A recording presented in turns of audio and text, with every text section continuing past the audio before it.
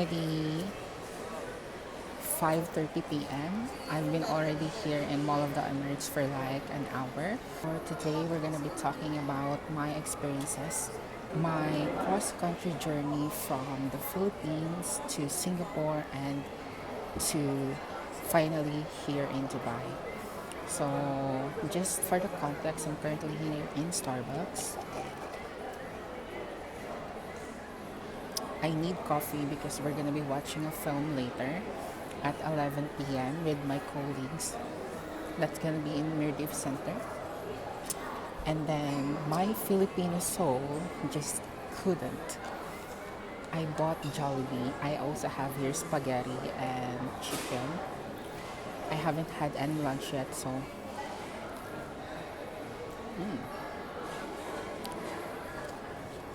many of you are asking on my TikTok account, in the comments and during my live on TikTok, if I was a direct hire from the Philippines. Some even assumes I was. And some are asking for my cross-country journey from the Philippines to Singapore, then Dubai. I'll be talking to you all about my immigration experiences from the Philippines, from my very first international travel because it's relevant in the story. You will know why. To my second international travel, which was Singapore. Okay, so first, let's talk about my Philippine immigration journey. Yung first na alis ko sa Philippines, it was July 2024. I remember it was July 29, 2024. I was going to Thailand. So this was my first attempt for a cross-country, Philippines, Thailand, and then Dubai. Okay, so July 29, in this first immigration, the immigration officer asked me a lot of questions, but as far as I remember, the questions were, was I a graduate student? That's the first. So I don't know why it was relevant, why he was asking me if I was a graduate student. And then, ang pangalawa naman na tinanong niya sa akin is, may nagpapadala ba sa akin? Kasi, hinihingi niya sa akin yung bank statement ko. And tell you what, binibigay ko sa kanya yung paper, pero hindi niya ina-accept. Kasi yung paper na yon, I requested it pa from BDO. But no, he refused that. He said, hindi. Patingin ako nung nasa cellphone mo. So, binigay ko yung phone ko. Nag-scroll down siya. Nag-scroll down sa mga transactions history. And then, he could see na may mga malalaking amount din kasi doon sa transactions ko. So, he asked me, may nagpapadala ba sa akin? So, I told him na may mga freelance journey ako, like, may mga freelance work ako, kaya ganun karami yung mga transactions sa bank account ko kasi transfer from my brother, from my sister, parang ganun. Okay. But, truthfully, I had an farm back then. So, second, tinanong ako kung sino yung kasama ko. Kasi may kasama ako noon, si Maymay, yung friend ko from high school. And then, alam niyo ba guys, yung dun sa kasama ko, wala, very smooth lang siya. Like, hindi siya masyadong tinanong. Like, wala, like 5 minutes lang ata siya. Tapos ako parang siguro 10 minutes. So, yeah, hindi ako maswerte sa immigration. So, tinanong niya ako kung may kasama ako. And then, sabi ko, meron po. Tinanong ako kung ano yung name. Sabi ko, Jessamine Sosota po. And nililito niya ako. Like, he was trying to trick me na siguro it's their tactic para malaman kung sisinungaling ba ang traveler or not. Okay. So, yun na nga. Tinanong ako, ang sinabi ko yung pangalan. And then, tinanong pa ako, sinabi ko na yung pangalan. Pang babae yung pangalan. Tapos, tinanong pa ako kung lalaki ba to or babae. Sabi ko, babae po. Anong pangalan? Jessamine Sosota. Parang, pinapaulit-ulit niya sa akin as if may tinatago ako. So, be very, very about that. I mean, be very meticulous. Okay, next. So, pinaturo niya pa sa akin. Sabi niya sa akin, sige nga, ituro mo nga kung sino yung kasama ko. So, tinuro ko siya kasi yung friend ko nakalagpas na ng immigration. Ako hindi pa. So, tinuro ko sa kanya. So, meron dalawang nakatayo doon. Naka-blue yung isa, tapos yung friend ko is naka-black. So, nililito niya na naman ako. Alin dyan? Yung naka-blue. Sabi ko, ay, hindi po. Yung naka-black po. Tapos, ayun, sa awa ng Diyos, pinalabas niya na rin naman ako. So, yeah, that's my first immigration experience from the Philippines. Let me just take a bite of my chicken first kasi I'm really gutom na. Chicken and spaghetti. So, only Filipinos can relate to this because sino nga ba naman makakatalo sa spaghetti and fried chicken ng Jollibee? Actually, yung mga katrabaho kong Pakistani, mga babae and lalaki, but nabatraw nila yung chicken joy ng Jollibee. Kapag umuwi nga daw sila ng Pakistan, bumibili sila dito tapos pinapasalubong nila sa family nila. Like, they prefer Jollibee over McDo, over KFC, over anything else na chicken joy. This is their best. I told them na mas masarap nga yung nasa Pilipinas so they should try the one in the Philippines.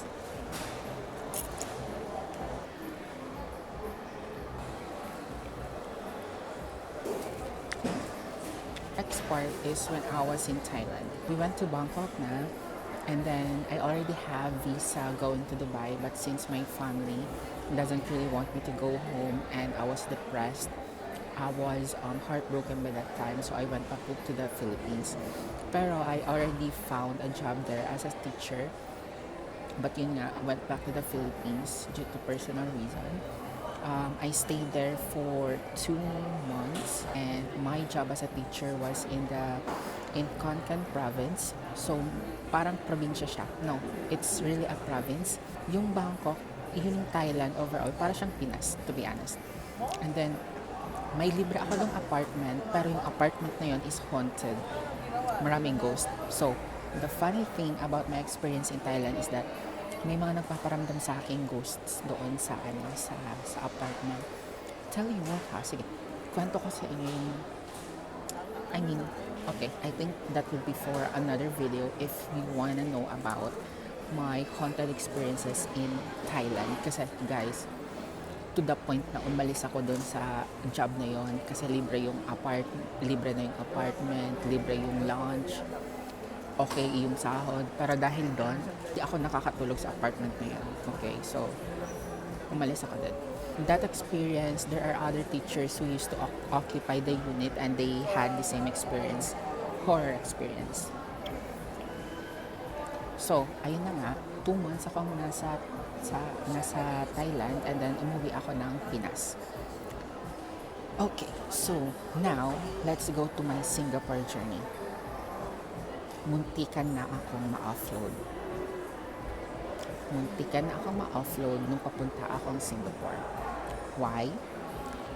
First, yung first stall doon sa immigration, ang tinanong sa akin, bakit ang tagal mo sa Bangkok? It's a red flag. Kasi, di ba kapag lalabas tayo ng bansa, merong specific date kung kailan ka babalik. Yung sa akin naman, July 29, August 2nd, dapat pabalik na ako ng Pinas. Pero bumalik ako ng around September. Basta 2 months ako nasa Bangkok. So yun na nga, tinanong ako, bakit ka 2 months sa Bangkok? Sabi ko naman, in-explore ko po kasi yung city, in-explore ko po yung country, yung culture, yun yung yun yung reason ko. Pero doon pa lang, kinakabahan na ako noon kasi baka ma-offload ako ang dami-dami ko nang nagastos, siguro nasa 450k plus na, including runway ticket, yung mga activities na binuko sa club, hotel, hindi siya hostel. So, I was already nervous by that time na baka ma-offload ako. So, dinala niya ako sa another immigration officer. So, basically, ang second interview na yun. So, he pointed out, the second immigration officer that I already had a good record, but I ruined it by not coming back on the date I was supposed to come back. They have Totoo nga naman, pero why is it their business, di ba? Kaya ko naman i-sustain yung travel ko sa Bangkok for 2 months, di ba? Bumalik naman ako. Anyway, so I explained to them that I stayed longer in Bangkok because I explored the places. So, yung second IO na yun, medyo masungit siya. Pero I think it's part of his job na maging masungit kasi nga, para maano niya, ma-identify niya yung mga parang human trafficking, parang ganun. So ako naman, since very intimidating siya, and nang i-intimidate talaga siya, hindi ako nagpa-intimidate. Ang ginawa ko lang, confidence lang, and lakas ng loob. Katulad ng sinasabi ko sa inyo during my job hunting, tips for my job hunting, confidence lang talaga ang ipakita mo para hindi ka nila ma-intimidate. Okay. So, he asked first for a proof that I was employed and that I will come back.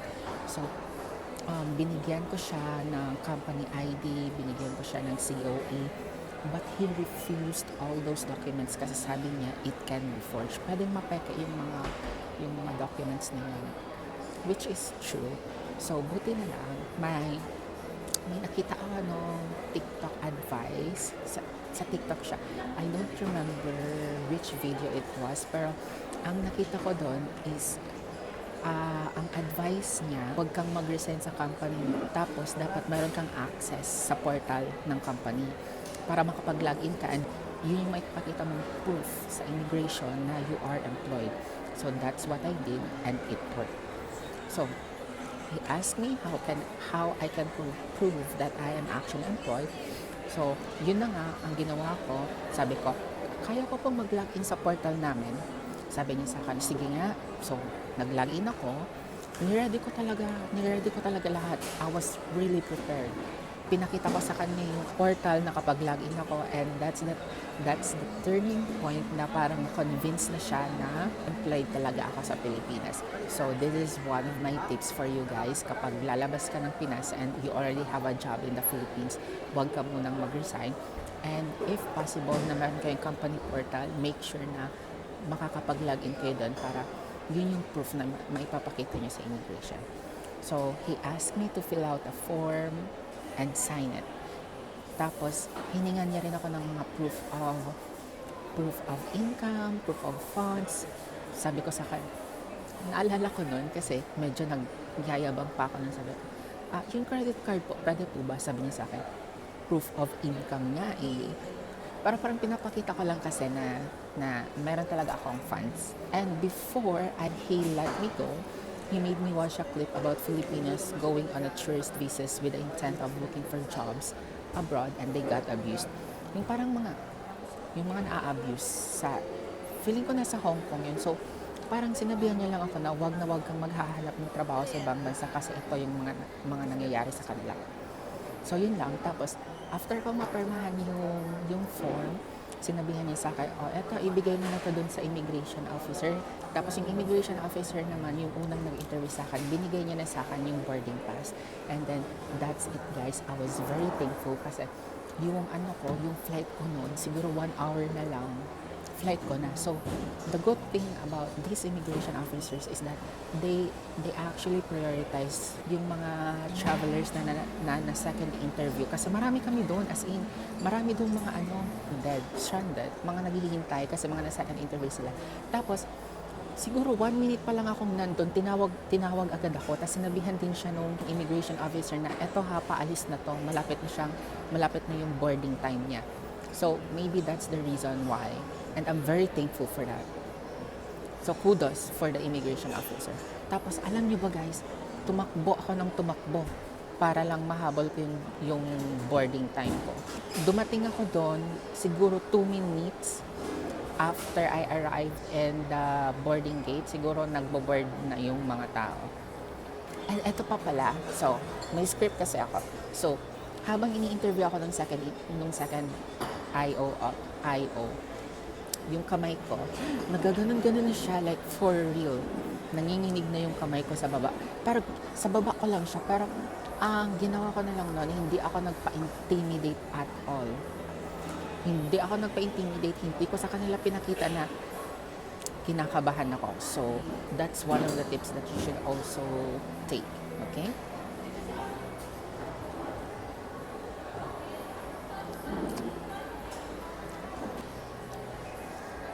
let's move forward to the next journey.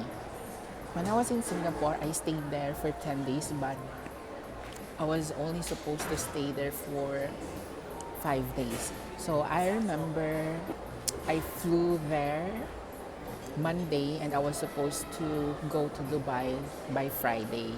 So just a quick background, na-enjoy ko naman yung Singapore journey ko. So mahal nga lang. So eto na nga, nung nasa na ako, super happy ko noon nung nasa airplane na ako kasi yung friend ko lang yung nakakaalam nun, tapos yung tita niya, tapos yung isang tita ko na nasa Dubai din. But I'll be honest, yung tita ko naman sa Dubai, hindi naman siya talaga yung tumulong sa akin. Everything, I did it on my own, okay? No financial support from anyone, just me. Okay, so, nung nasa Singapore na ako, since yung friend ko naman, my friend's tita, shoutout kay Ate The Bang. Yun na, si Ate The Bang, siya? Freelance siya na mag-book ng mga visa, ng mga dummy ticket, mga ganun. So, I don't remember when exactly they applied for my visa. But yung siguro Friday sila nag-apply. I'm not really sure. Pero yun nga, dapat Friday papunta na ako ng Dubai. Pero since I think they applied Friday for my visa was issued on Monday. Since Saturday and Sunday, it's weekend and government is closed during weekends. So since it's the weekend, I had to extend my stay Saturday, Sunday up until Monday. So mahal siya as in.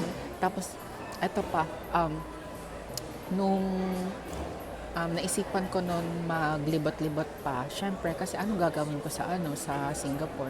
And then bigla na lang nag-chat yung friend ko na, "Oy, may visa ka na," sinend na sa akin. Tapos ayun, parang nag-cram na ako. Oh my God, I had to go home na and book a ticket kasi ayoko na talagang mag-extend.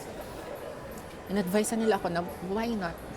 The following day na lang daw ako lumipad. Pero ako, ang gastos kasi, yung igagastos ko doon, parang ibayad ko na lang sa ticket. So, I went back to the hostel and then it's a super nice experience because you get to meet a lot of people traveling, solo traveling. So, I went there.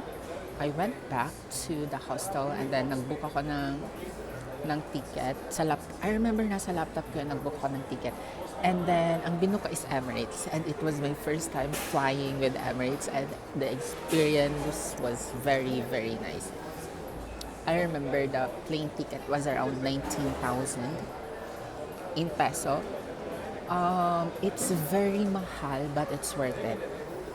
Okay, so my advice here is to make sure to get visa during the weekdays like Monday,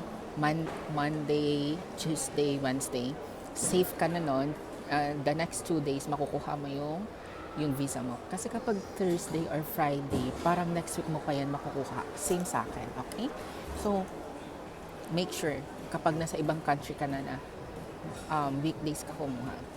So, eto naman, prepare your dummy ticket. Kasi I remember nun, nasa check-in counter na ako, tapos hinihingan ako ng dummy ticket. Nasa linya na kasi ako nun, tapos kinachat ko na yung friend ko na, "Be, kailangan ko na yung dummy ticket kasi nakalinya na ako sa check-in."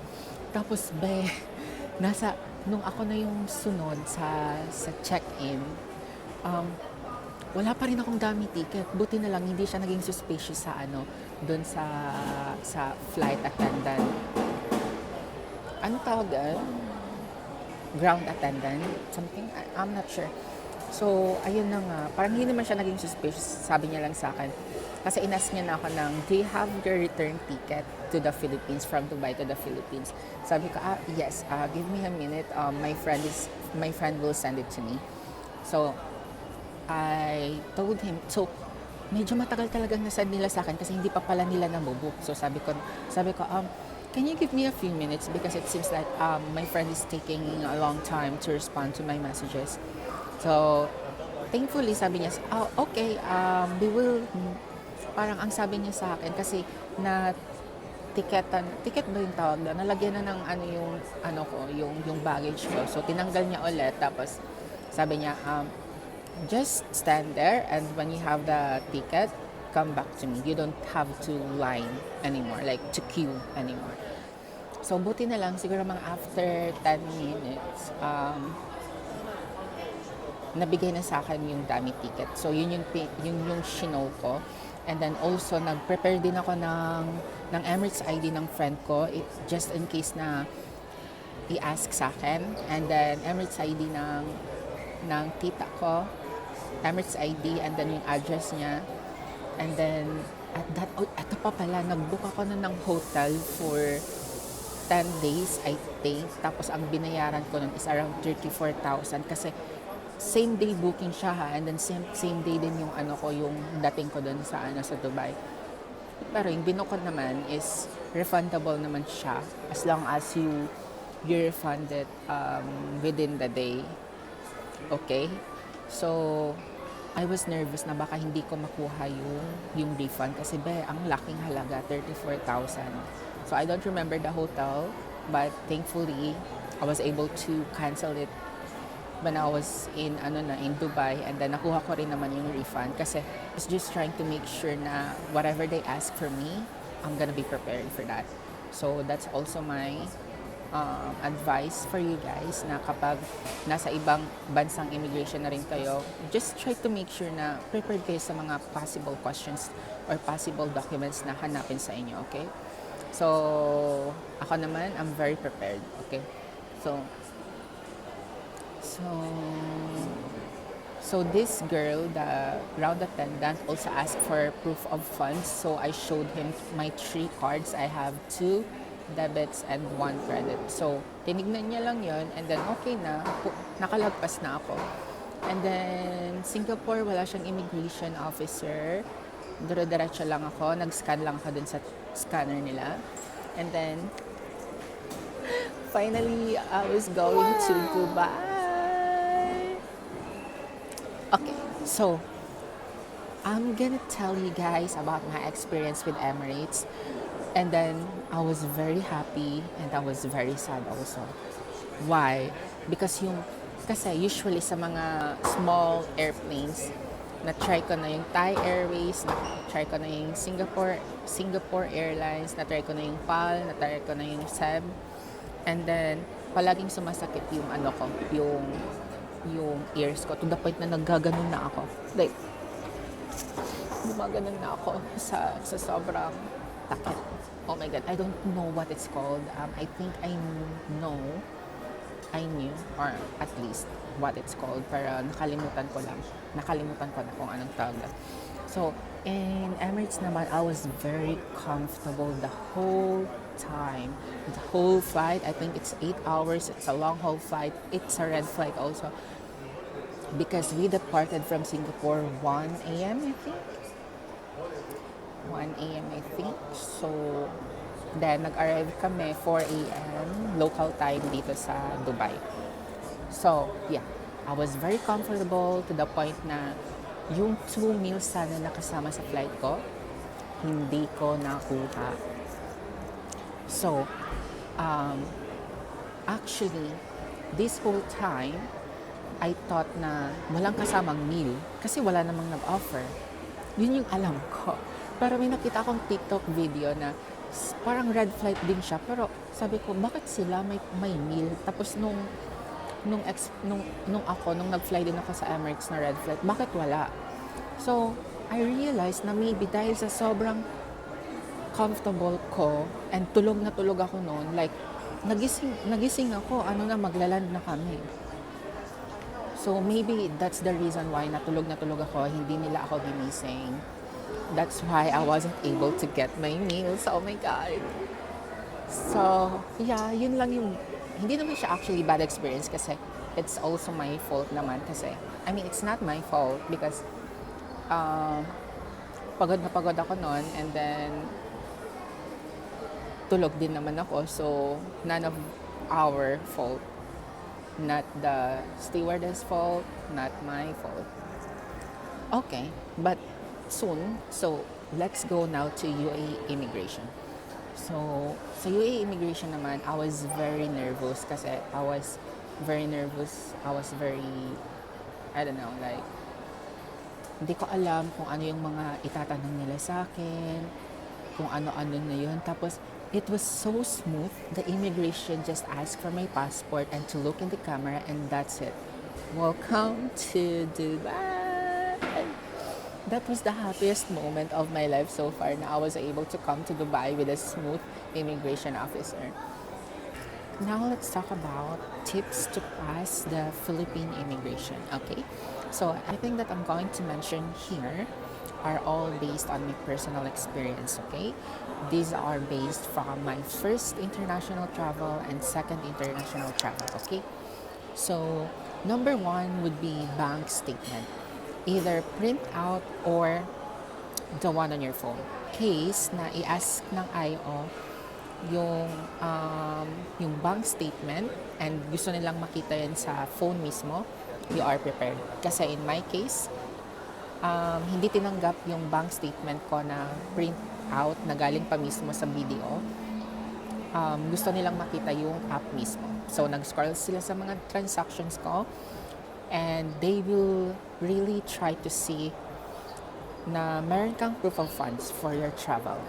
Next would be return ticket. So, when I say return ticket, it's from the Philippines to the destination you are traveling to.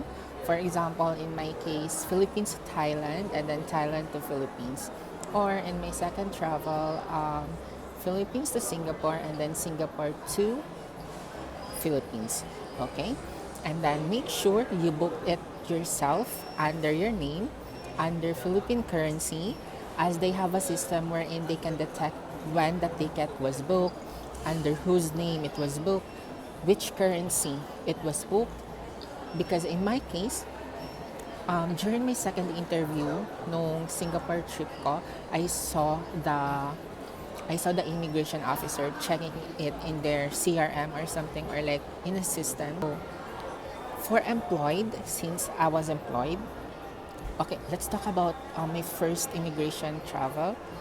First immigration experience since I wasn't employed back then. I was a fresh graduate. So, dun naman, nag-provide lang ako ng proof of funds na kaya ko talagang ma-fund yung travel ko outside the country. And then, siguro I have over 200,000 by that time. And then, yun lang. Then, be prepared then for the follow-up questions kung saan yung kinuha yung pera. In my case, I was working freelance. So, yun. And then, if you are employed naman, katulad ng second interview ko, second travel ko, I just prepared for the COE company ID. Okay? So, I was working in Concentrix for 6 months. And then, for the experience lang talaga siya. Kasi since I was a kid, I really want to try call center. And then, I was very smart back then kasi parang hindi ako nag-resign. Para yun nga, kasi nakita kong advice na wag muna kayong mag-resign para you are able to log in to the portal. Para yun yung maipapakita mong proof in case na maghanap pa sila ng ibang proof apart from COE and company ID. So yun yung ginawa ko, hindi muna ako nag-resign, nag-awol na lang ako. Nag-awol! So yun nga, kasi yung COE and company ID ni-refuse ni second IO sa akin. So just make sure na prepare kayo, okay? Muntikan na rin talaga akong ma-offload dun sa second immigration officer kasi tinignan niya rin yung bank app ko, which is yung GoTime. And then dun sa GoTime kasi, if you are using GoTime, you will understand what I'm saying. Kasi may mga GoSaves doon and may ginawa akong savings na Dubai 2025. Tapos, ang kasalanan ko naman, kasi dinilit ko yung savings na yun kasi ayaw kong makita nung IO. Kasi I was very meticulous back then. Pero nung dinilit ko siya, nandun tuloy siya sa interface. Yung sa first mo, kapag nag-scroll down ka, makikita mo yung Dubai na dinilit. Eh, hindi ko naman alam kung paano yung mapaalis pa. Hindi siya naaalis doon. So, buti na lang, hindi siya nagtanong. Hindi niya yung nakita. So, yun nga, buti na lang hindi nakita nung IO.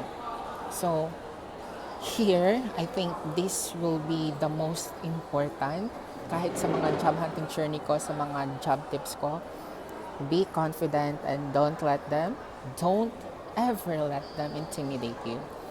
IO are very intimidating, which is their tactic to know when someone is lying by pressuring you. So yun ang sinasabi ko sa inyo, yung second IO, ini-intimidate niya talaga ako, promise, like, parang yun kasi, naiintindihan ko naman kasi parang yun yung tactic talaga nila para malaman if ever na yung tao ba ito na mabibiktima ba ito ng human trafficking, or etong tao ba ito, lalabas ba to, magka-cross country ba to para pumunta sa ibang bansa para maghanap ng trabaho. So it's very understandable naman kasi talaga. What else? So yeah, and guys, yung kamay ko no, nanginginig na siya, like, nagaganon-ganon na talaga siya kasi kinakabahan na ako if ma-offload ako. Pero, even if I was very feeling nervous, hindi ko pinapakita sa kanila, I was very confident pa rin, okay? So, be confident even if nervous ka na. Alam kong mahirap, pero you can do it. If I did it, so can you, okay? Okay. So, yun na pala. So, I was scrolling through my script. So, yun na pala. Yun lang yung mga tips ko. And then, yun yung job hunting. Job hunting. Kasi karamihan sa mga, I've been making a lot of videos about job hunting. Anyway, journey ko here journey ko for the cross country.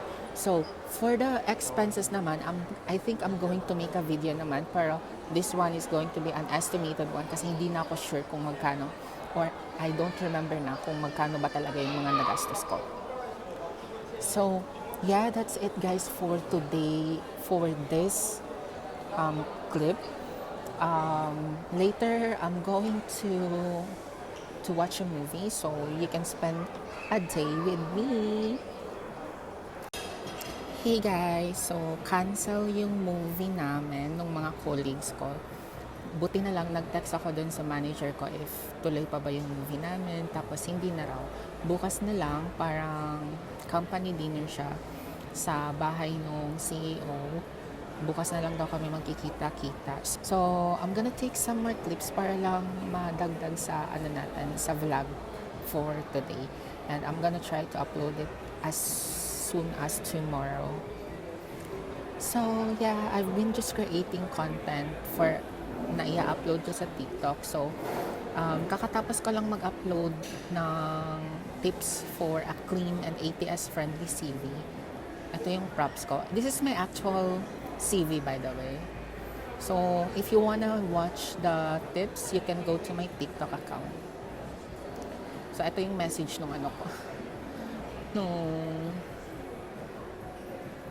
Are we still going for the movie? Hey, no, we will meet up tomorrow. Okay.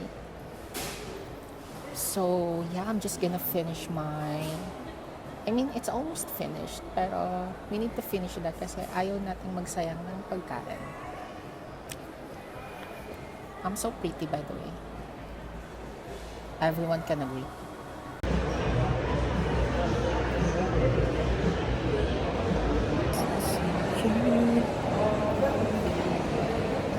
I'm going to the washroom.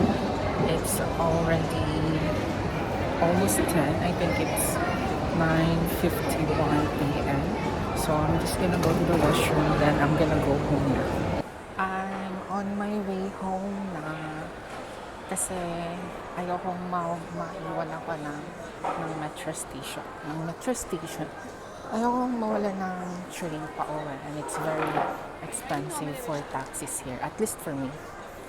And yeah, I brought a jacket with me kasi yun nga, ina-expect ko na may movie kami, and nag-cancel yung mga yung mga colleague ko. So, and by the way, this jacket, I got it pa from Uniqlo. Until now, ang ganda-ganda niya pa. Oh my God, I'm very active right now. It's already almost 10 p.m. Pero dahil nga dun sa tinake kong coffee, which is supposed to be for the movie later, yun pa, active ko na, but maybe it's a good thing para matapos ko agad yung vlog editing ko. Okay, kasi pagdating ko sa bahay, Hinihingal na naman ako, guys. Pagdating ko sa bahay, mag-e-edit pa ako nung vlog. Nitong vlog na to. Para ma-upload ko kaagad siya tomorrow. So, I think I'm gonna make my goodbye now for this vlog. Kasi, wala na rin naman akong ibang i-film. Kasi pagdating ko sa bahay, mag-ano na lang naman ako. Mag-e-edit and maybe kakain ako ng for dinner. So, I'm gonna say goodbye to you na, guys. If you like this vlog, like, comment, and subscribe on my YouTube channel to help me. Oh my God, hinihingal ko. To help me quit my 9 to 5. Yeah, yalla. Bye, guys. Thank you for watching.